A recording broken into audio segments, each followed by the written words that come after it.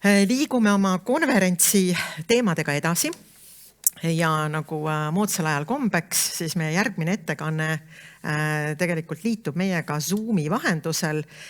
Kristo Kiiker, OÜ Consultare ja avab tegelikult meile siis lühiülevaatena pildi maakonna KEK-ist. Ma väga loodan, et me saame kas siis Kristo ja ettekande siia ekraanile ja minul on väga vastutav roll vahetada slaide. Tere hommikust! Tervist, olen ma kuulda? Oled, väga hästi. Kohe otsime ka slaidid. Üks hetk.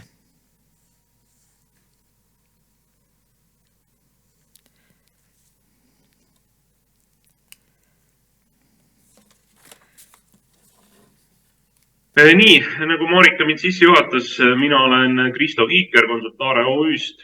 Et meil on siis selline konsultatsioonifirma, mis on keskendunud siis keskkonnateemadele ja ka arengudokumentide koostajale.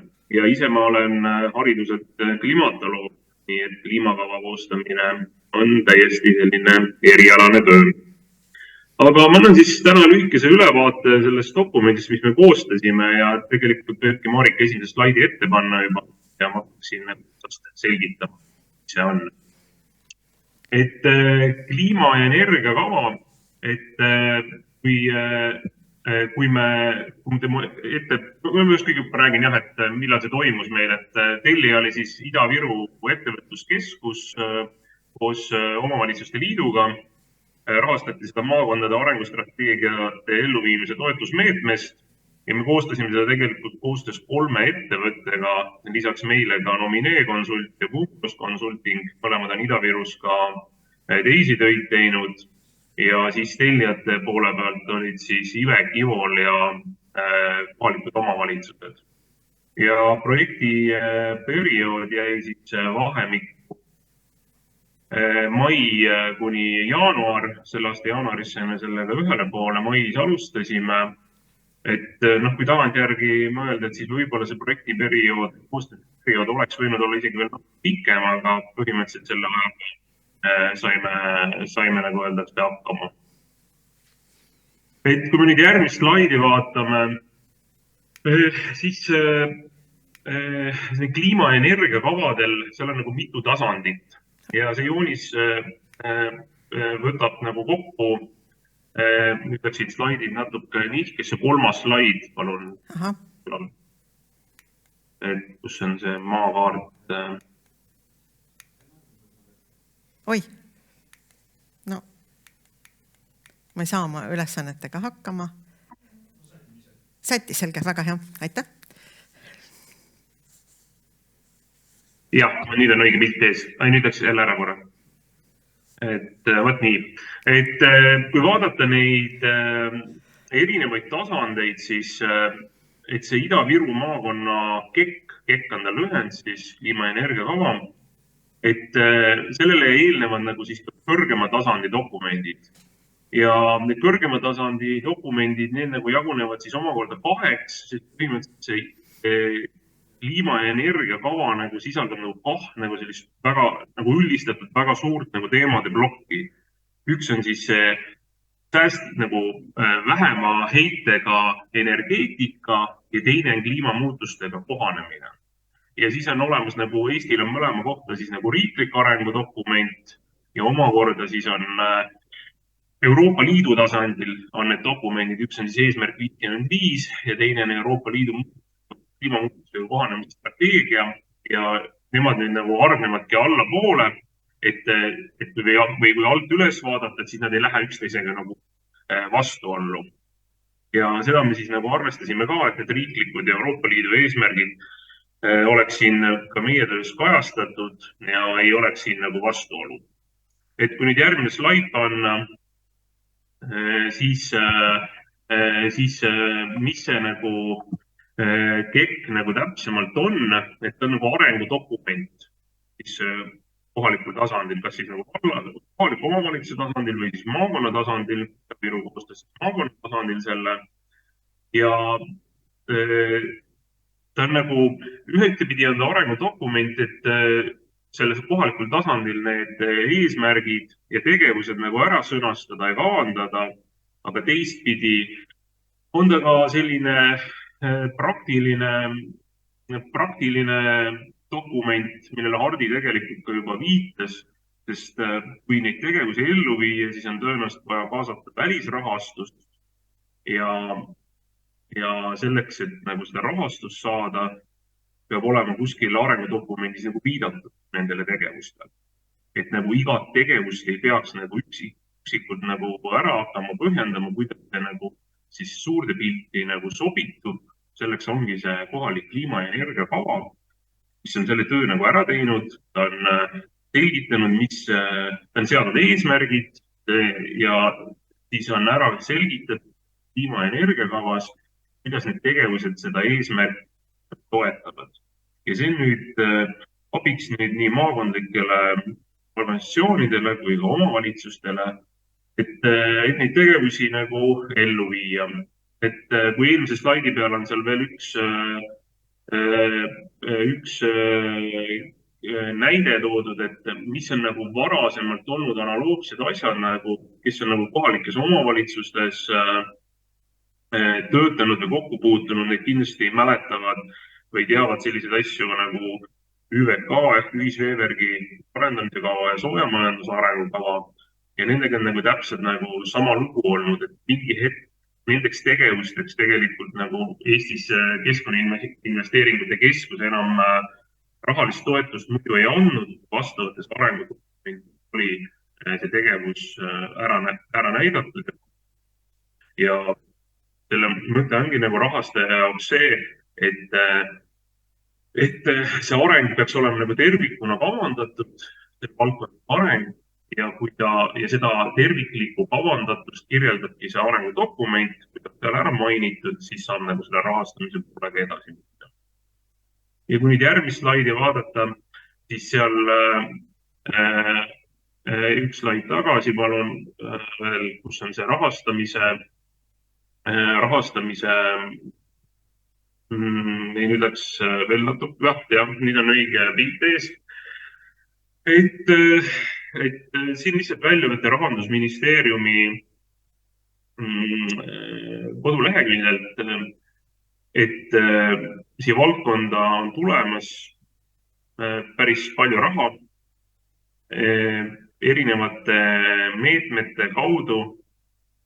Me räägime siin sadadest miljonitest eurodest järgmisel Euroopa Liidu perioodil ja selles mõttes on nagu väga oluline, et oleksid nii maakondlikud organisatsioonid, kohalikud omavalitsused oleksid nagu valmis selleks, et kui see taotlemine lahti läheb, meetmed saavad avatud, et siis oleks nagu see eeltöö tehtud ja oleks võimalik nagu oma ideid hakata ellu viima.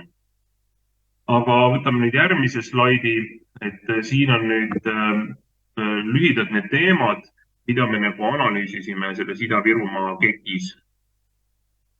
Et põhimõtteliselt on nagu kaks suurt teemade plokki, üks on siis kasvuhoonegaaside heide, et kuidas nagu, mida saame meie teha, et kasvuhoonegaaside heide oleks väiksem. Ja teine suur teemade plokk on see, kuidas kliimamuutustega kohaneda.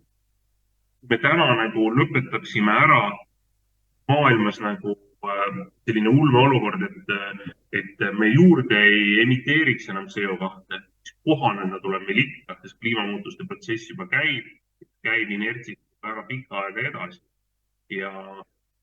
Ja see on selline asi, et see muutustega kohanemine, et see ei ole nii, et poole aastaga me kohaneme ära ja siis me oleme valmis, see on pidev protsess, see on nagu elukestev õpe põhimõtteliselt. Et kliimamuutused tegelikult kestavad aastakümneid, võib-olla isegi aastakümneid. Ja selle kliimamuutuste perioodi jooksul tuleb tõenäoliselt neid kohanemisvalikuid ka vahetada, sest me saame sellest pidevalt nagu rohkem teada ja uute nagu teadmiste ja olukorra järgi tuleks ennast nagu siis kohandada. Aga lühidalt jah, KHG osas siis käisime läbi järgmised teemad nagu energeetika, elektrienergia, suutvarustusfond, siis rõhuda hovihoonetele ja elamutele, transport ja liikuvus, tööstus, põllumajandus, maakasutus, metsandus, jäätmemajandus ja kohanemise poole pealt siis ettevõtluse kohanemine, asustuse taristu, transpordi kohanemine, inimeste kohanemine ja looduskeskkonna kohanemine. Ja meil nagu see struktuur ongi nüüd üles ehitatud niimoodi, et meil on seatud 2 suurt eesmärki selle arengudokumendiga ja need eesmärgid siis omakorda jagunevad meetmeteks ja meetmete all on siis omakorda tegevus. Ja nii nagu arengukavadel ikka on siis nagu see tegevuskava või tegevuste tabel, mis siis nagu on selle dokumendi lisa ja see on nüüd selline pidevas muutumises olev osa sellest dokumendist. Seda saab siis vastavalt nagu vajadustele ja võimalustele nagu muuta. Kui tegevuste tabelit muuta, selleks ei pea kogu dokumenti ümber kirjutama, ta lihtsalt nagu struktuurilt siis nagu sobitub sinna meetme alla ja need meetmete osas on meil siis nagu lahti kirjutatud, mis on selle eesmärk ja sellise struktuuriga peaks ta olema nagu kõige rohkem nagu selle arengudokumendi tellija teenistuses, et me oleme mõelnud, et kuidas nagu siis tellijal ehk siis Ivolil ja Ivekil oleks seda asja nagu võimalik tulevikus töös hoida ja see oleks nagu praktiline tööriist neile ja siis meie pakkusime välja sellise struktuuri, et niimoodi see nagu väikese vaevaga ja samas täidaks oma eesmärke. Et ma lühidalt tutvustangi neid meetmeid, et siis on nagu pilt olemas, et mis need fookused nagu on sellest tööd. Meede 1.1 on nüüd selle suure esimese eesmärgi all, ehk kasvuhoonegaaside vähendamise all. See on hoonete ja taristu energiatõhususe suurendamine. No siia all läheb kõik majade soojustused, elektri, energiasüsteemid ja nii edasi. See on nagu väga lai valdkond, näiteks kohalike omavalitsuste jaoks väga oluline valdkond. Aga samamoodi ka näiteks korteriühistud ja nii edasi siia alla mahu. Et meede 1.2, see on nüüd taastuvenergia võimsuste osakaalu kasvatamine ning vastava taristu arendamine.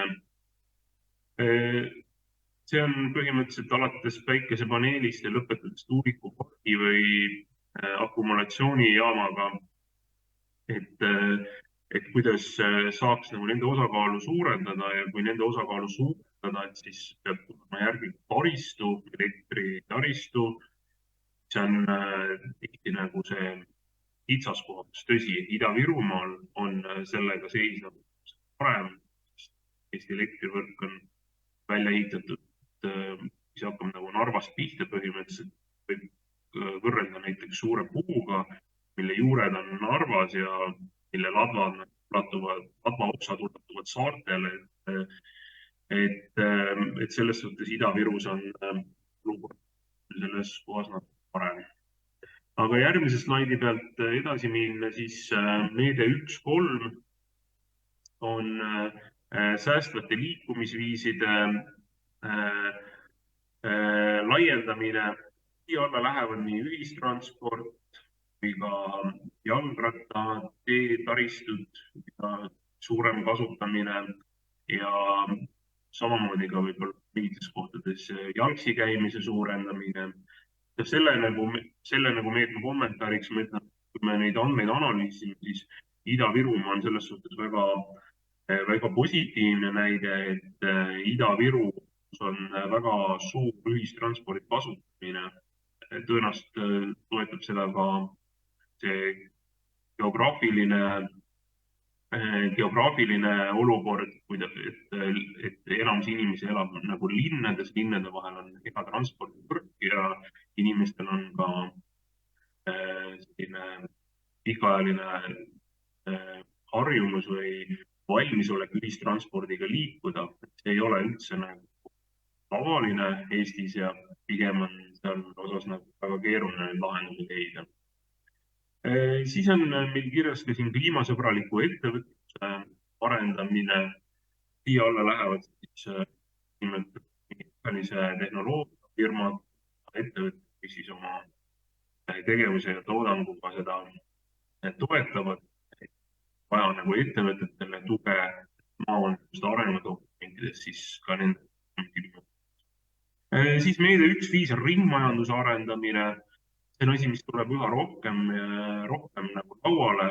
Euroopa Liidus väga suur, ka Eestis ringmajandus lühikokkuvõte on see, et see, mis on ühe ettevõtte nagu põhimõtteliselt jääde, et see võiks olla kellegi teisele osaliseks toormeks, et see asi käima läheks, vajalik tihti mõlemalt poolt natuke kohaneda ja kohandada ja on vaja kedagi, kes kokku viivad need osapooled, et see ring nagu tööle hakkaks, ring majanduse pool. Võtame nüüd järgmise slaidi. Siin on meede 1.6 süsiniku sidumise võimaluste rakendamine. Süsiniku sidumine, sisuliselt on kaks nagu suurt võimalust. Üks on selline tehnoloogiline high-tech, mida ka nagu siin arendatakse, kuid väga suuri nagu edulugusid täna veel laual ei ole, selles väga palju areneda. Ja teine on siis traditsiooniline, seob elus loodus ja maastikud. Ja et see pool nagu ka unarusse ei jääks, et see võimalus oleks olemas. Meede 1.7, pehmed tegevus, teadlikkus, küpekus, koostöövõrgu arendamine, pilootprojektid. See asi, mis on selline pidev tegevus, mis vajab nagu järjekindlat tööd, et teema on uus. Paljud inimesed ei saa sellest aru, ei saa ka paljud ettevõtted ja organisatsioonid sellest teemast aru. Aga kui võrrelda näiteks olukorda, kui palju sellest saadi aru näiteks 5 või 10 aastat tagasi, siis on ju ikka tohutu samm on edasi astutud. Ja kindlasti see teekond jätkub aga seal on nagu palju samme astuda. Järgmise slaidi peal on siis eesmärk 2 ehk siis kohanemise meetmed. Need on siis need meetmed, mida me peaksime nagu arvestama ja toetavad, kuidas me saame kliimamuutustega kohanetud niimoodi, et see oleks meile võimalikult palutud. Ja esimene meede, seal on meede 2.1 kliimamuutustega kohanemist toetava taristu arendamine. See on nüüd asi, mis on ka nagu pidev tegevus sisuliselt. Kõige lihtsam näide on näiteks planeeringud ja samamoodi ka ehitusprojekteerimine, et kliimamuutused muutunud kliima ei kao mitte kuhugi. Kui me ehitame hoonet, mille eluiga on 60 aastat, tegelikult peaksime planeerimise ja projekteerimise faasi, et see hoone kestab ka muutunud kliimaoludes ja seal peab olema hea keskkond ja ta peab nendega toime tulema. Mis nagu meie laiuskraadil kliimamuutustega kaasas käivad, on sagenevad tormid. See on tegelikult ka, kui te vaatate näiteks talviseid torme, millega kaasnevad suured elektrikatkestused või on katused, mida ma lennan, siis talvised tormid ei olnud üldse tavalised näiteks 20 tagasi Eestis. Täna nad on nagu igatalvine teema, meil on väga ulatuslikud elektrikatkestused talvi näiteks. Ja see on näiteks üks asi, kus nagu taristu vajab pidevat kohanemist. Et mingites kohtades, kus elektriõuliinid näiteks töötasid, võisid läbi metsa joosta ja see oli võimalik nagu töökorras hoida, siis täna see enam ei ole nii. Seal tuleb siis teha, vahetada elektritraadid kaabelliini vastu näiteks, laiendada seda hoolduskoridori või minna maakaabli peale. Kuidas nagu rahalised võimalused on, aga see on asi, mis vajab kindlasti pidevat tegutsemist. Või ka näiteks hoonete poole peal, et kui 20 aastat tagasi oli Eestis praktiliselt ei olnudki hooneid, projekteeriti jahutussüsteem suveks, siis täna on see üha tavalisem. Jälle näide nagu muutunud kliimast.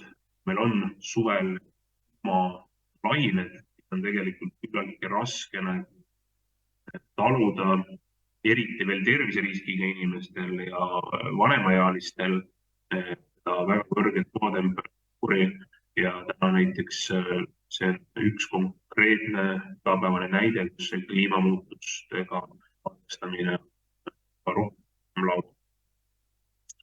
Meede 2.2 looduskeskkonna ja ökosüsteemide terviklikkuse säilitamine. Põhimõtteliselt kõik uuringud näitavad, et mida rohkem on meie ümber heas seisundis looduskeskkonda ja ökosüsteeme, seda lihtsam on meil neid kliimamuutusi taluda. See looduskeskkond on see, mis seda tasandab, neid järske muutusi. Mida rohkem on see keskkond ja mida suuremad alad on betooni ja asfaldi all, seda teravamad ja valusamad ja raskemad neid taluda. Kui vaatate suvistes uudistes jooksevad Euroopa linnades, kui lained tulevad, palju suurlinnades on igal aastal surmajuht lainete ajal, siis tekivadki selliste suurte täiskeskkondade ümbrusse või peale tekivadki saared ja need on ja seal on tõesti, kellel on terviseriskid, seda on väga raske nagu taluda. Et seda aitavadki lahendada näiteks pargid linnades, veekogude ääres olevad alasrajad, rohekoridorid ja nii edasi. Ja siin meede 2.3 on samamoodi niinimetatud pehmed tegevused, teadlikkus ja koostöö arendamine. See on ka üks pidev tegevus, millest ei ole pääsu ja ta on pidevalt selline ümberõppe teema, et me ei tea tegelikult täna päris täpselt, kuidas 7 aasta pärast tuleb kohaneda, kuidas tuleb 20. Me teame seda, et peaks valmis olema ja need muutustega kaasas käima ja mitte rongist maha jääma, seda raskem on sellega sammu pidada. Aga ma hakkangi jõudma oma ettekandele lõpupoole, eelviimane slaid võib ette panna.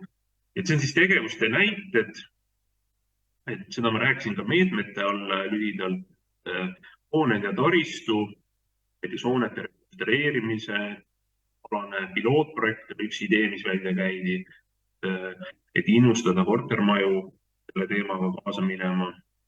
Taastuvenergia alalt näiteks energiaühistute loomine, mis võiks siin toimida. Säästvate liikumisviiside ala maakonna üleste jalgrattateede kitsaskohtade ehitamine lahendamine ja näiteks ringmajandusalal on üks tegevuse näide, näiteks uuring biojäätmete lokaalsete käitlemise võimekuse. Et need on need tegevused, neid on terve tabel, neid saab muuta ja see on nüüd selline muutuv osa. Aga põhimõtteliselt on minu poolt kõik, võib viimase slaidi ette panna ja kui on küsimusi, siis saan vastata. Aitäh, Kristo. Kuidas saal tunneb? On küsimusi? Ma väga pikalt kinni ei pea, sest ma jälgin meie ajagraafikut, aga veel kord suur aitäh tegelikult põhjaliku ja hästi struktureeritud ülevaate eest, et ma arvan, kindlasti me kasutame mõtteid ja tegelikult räägime ka eesmärkidest meie lõpupaneelis täna. Aga veel kord, aitäh, Kristo! Aitäh kuulamast!